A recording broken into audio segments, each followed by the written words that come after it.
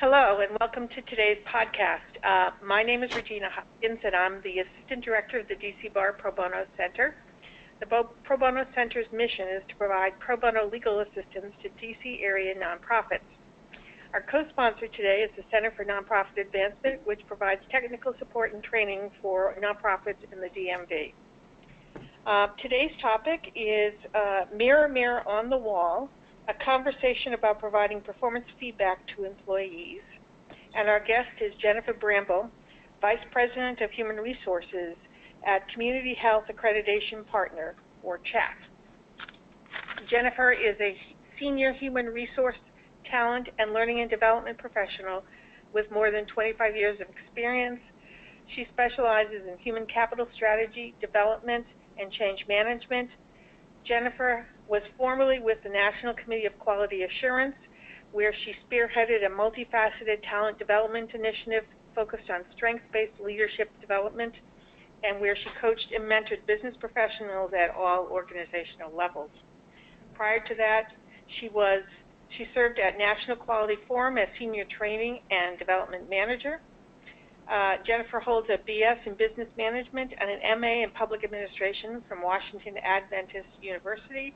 And in her spare time, she enjoys traveling with her husband and coaching and mentoring early career professionals.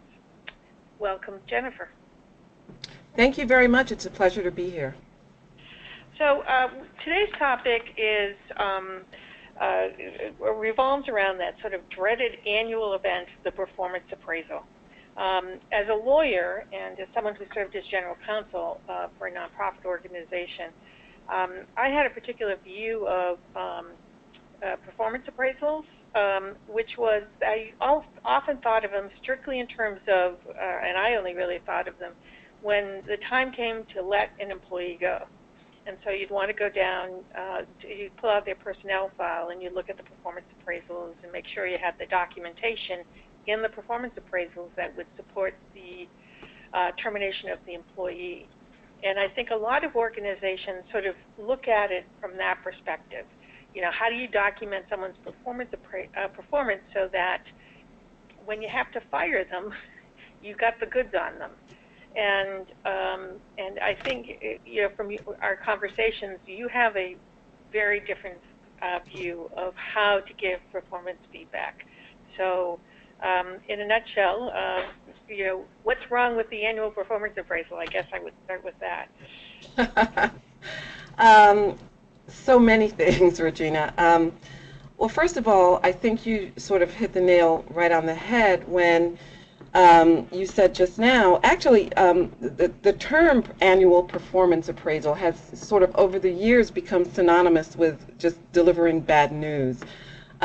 They are dreaded by not only by managers but by employees as well. And you're right, they are typically viewed as sort of a risk management tool. It's important to have documentation in the event that there are performance issues that lead to termination. It's important to have sort of a paper trail, and an annual review is viewed as serving just that purpose. But, you know, to me, first of all, giving feedback on an annual basis is sort of an antiquated way. It's an antiquated management tool, and it's something that we really should sort of abandon from my vantage point, and kind of move to a more 21st century real-time feedback model, which is something that I've introduced in a couple of organizations successfully. I feel as though feedback is something that should be shared with employees on a much more frequent, real-time basis, and it should be delivered in a less formal setting so that it is delivered and heard effectively. By that I mean giving an employee frequent feedback, sort of maybe, you know, on a bi-weekly or monthly basis, or if necessary, even a quarterly basis, where a manager and an employee sort of sit down and discuss not just that employee's performance, but their strengths, their goals, you know, the organization in which they work, their particular rapport as manager and staff, a myriad of things that can be covered. And then, yes, if there are performance issues, it would be, I think, more palatable and received well if there was a rapport built up over time so that I guess what we could call bad news will be heard and acted upon in a more efficient manner. So, I mean, I assume you still need to document the feedback that you're giving as you're giving it, but it's not sort of in this check all the boxes,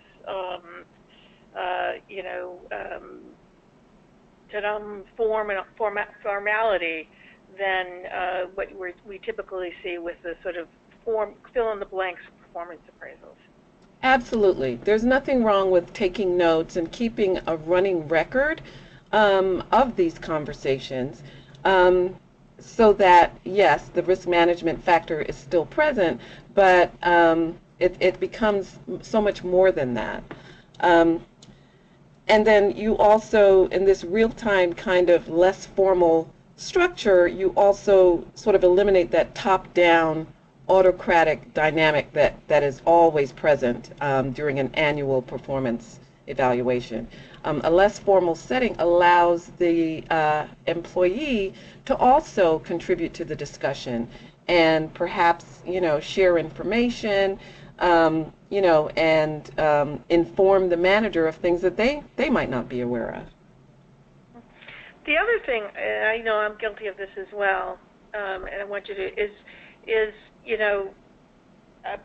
12 months is a long time. And, sometimes the job is tough, it's a long slog, and if you wait 12 months to say good things to the employee, like, you really did a good job on that, and the like, I just know from being an employee that can be discouraging. So I'm assuming one of the advantages of having these more low-key conversations is that it's more full. It's a richer conversation as well. Absolutely. I think that one of the many flaws that I've identified over the years in the annual performance review model is what I call a recency bias. So if a person really distinguishes themselves, let's say in the first quarter of the year, but the only opportunity the manager has to really give them meaningful feedback happens 9 or 12 months after the fact, it loses it really loses its effectiveness, the congratulatory, sort of pat on the back, and then the inverse is true as well. I mean, if somebody happens to sort of slack off a little bit and make mistakes or not be as strong in their performance towards the latter part of the year or in the latter quarter, then that recency bias really kicks in and it sort of flavors the entire, the entire conversation. And that obviously is unfair to the employee. The other thing that I think we talked about when we were preparing for this was, you see a lot of like performance plans and things like that where, I always think of when an employee is put on a performance plan, you're basically already written them off and you're just biding your time until you can get them out the door.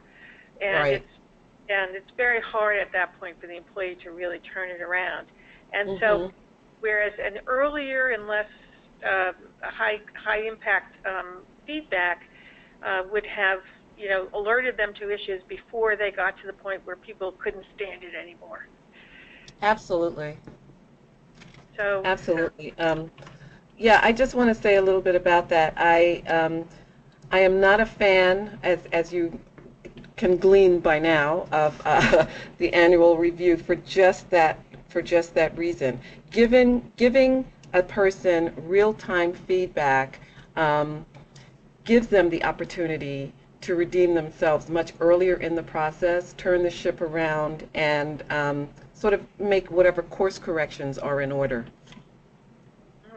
Usually, by the time the supervisor would come to me, they were at the point where they couldn't stand it one day longer. I got to get them out now, and so you're Right. just like, they wait to the point of no return before they really surface these issues. That is experience, and I'm sure that's true of HR as well. So. Of course, yes. One of the other things that used to be frustrating for me when the time came to terminating an employee was I would pull out their personnel file and I'd look at the annual performance appraisal, and everything was fine. You know, you just look back and there was no real there really wasn't the documentation of performance issues.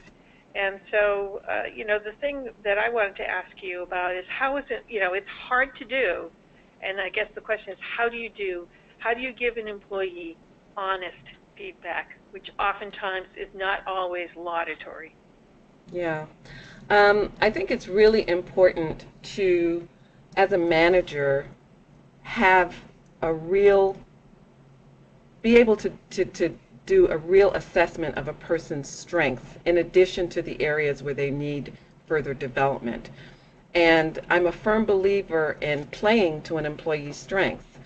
And if, for example, somebody is in the right role and a role that utilizes their strengths, but there are areas that need significant improvement, giving somebody that feedback is much easier on the manager when you're able to say, you know what, in these 3 areas, you really distinguish yourself. You're a real superstar when it comes to A, B, and C.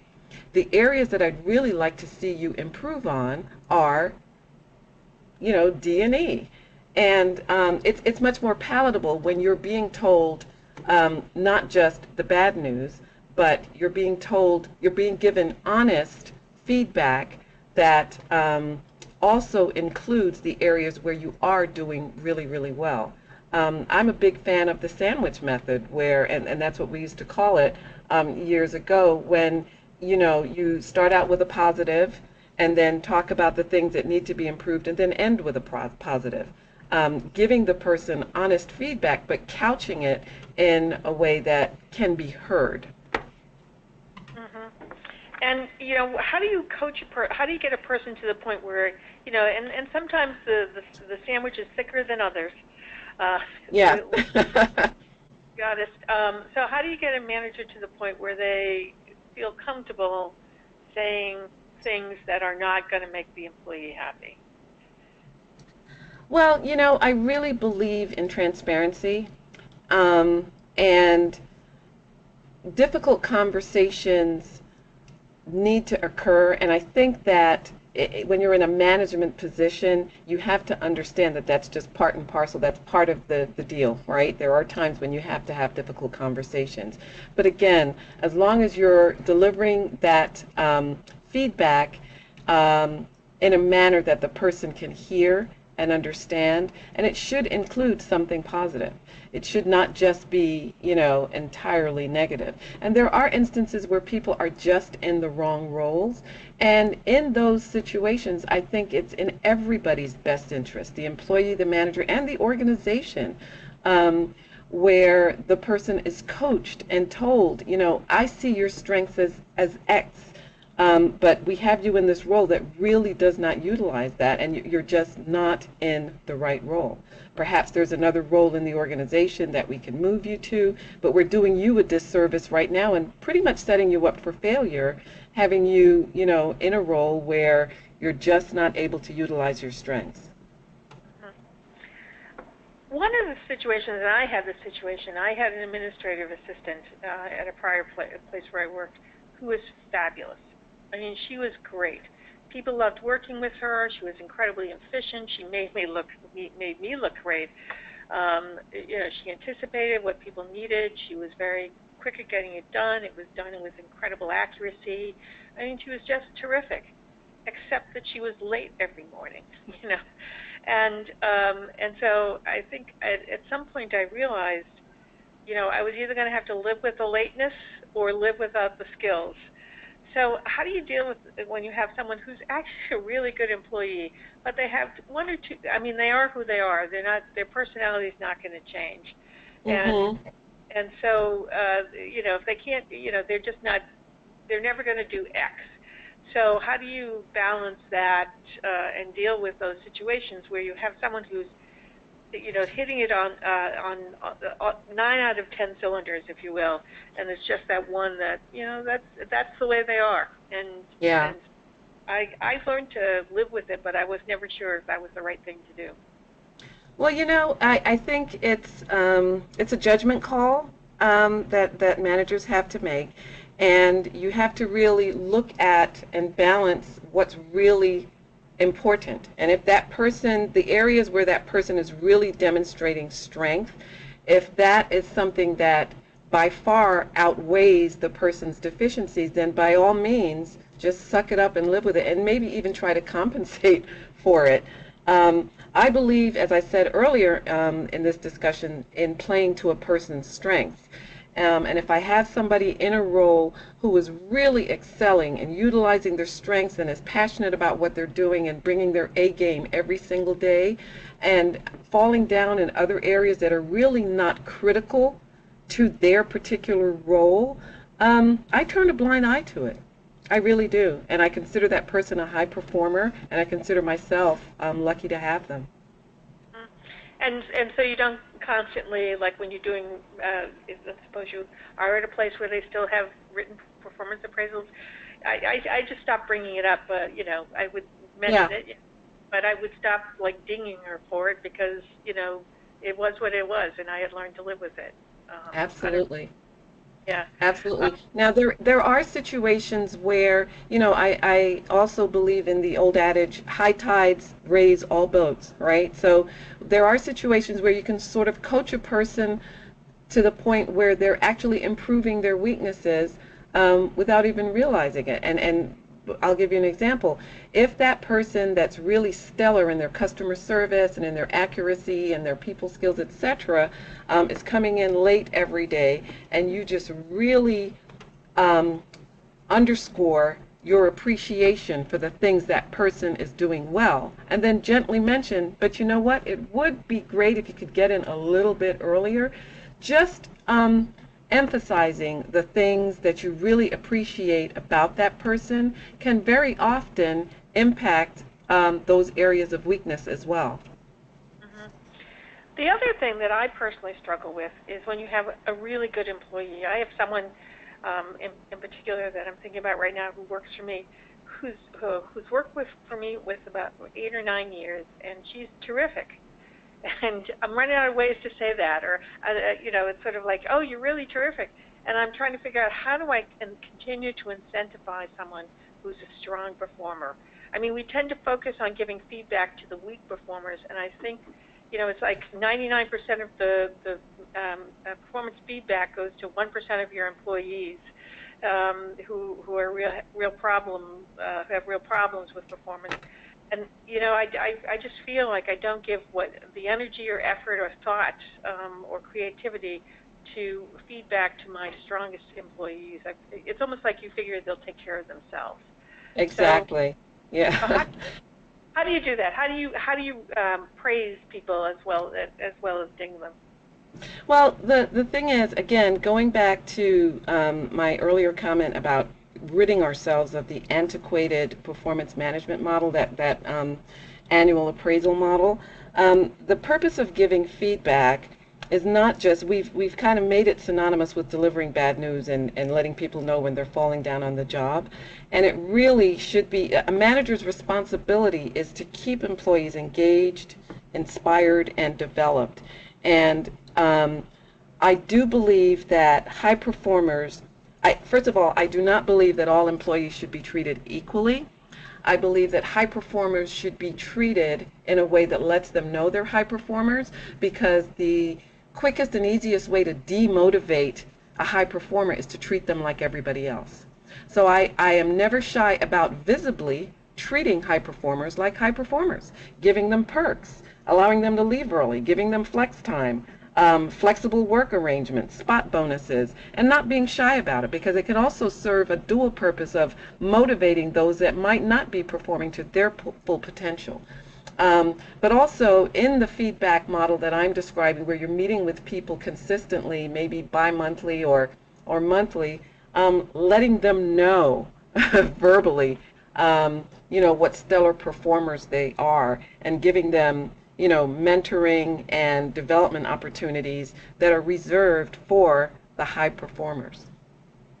Sort of you reward what you feed strength, if you will.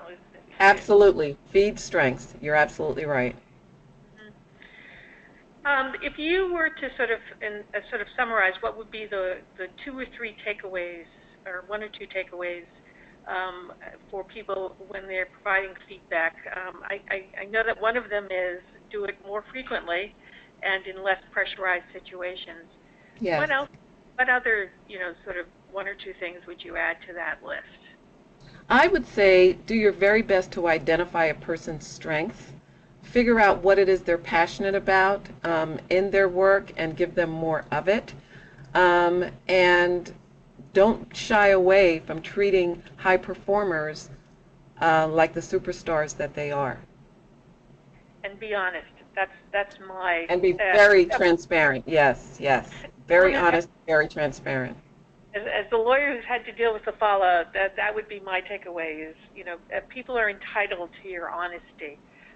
There's nothing worse than surprising someone with that things have gotten really bad, and they're as surprised as anybody about that. So absolutely. I always felt bad for those people who were punished and didn't really know that it was coming. So, well, with that, I say thank you very much, Jennifer. This has been interesting to get your feedback and sort of hear about it. And I am sitting here thinking I really have to start talking to people on a monthly basis.